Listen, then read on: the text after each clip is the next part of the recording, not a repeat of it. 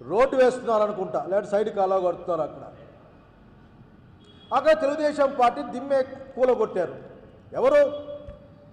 Contractor మీ వాడు, ఆఫీసర్లు మీ చెప్పు చేతల్లో ఉండేవాళ్ళు, ఆ జేసీబీ డ్రైవర్ మీ వాడు, అంతమంది మీ వాళ్ళను పెట్టుకొని పోలీసు వాళ్ళు మేము బలం చూపిస్తామంటే జనం మీద బలం చూపించడానికి కాదు పోలీసు శాఖ ఉన్నది. ఇక్కడ ఉన్నది ఏంటంటే న్యాయాన్ని రక్షించడం కోసం. నోరు లేని వానికి, చేతగాని వానికి, భారత రాజ్యాంగాన్ని నమ్మేవాడి కోసం రక్షణ కల్పించడం కోసం పోలీస్ శాఖను వాడుకుంటే బాగా ఉంటుంది చంద్రబాబు నాయుడు గారు. నేను ఈ రక్తం పొట్టేల గొడవ వచ్చినప్పుడు నేను ఒక పోలీస్ అధికారితో మాట్లాడాను.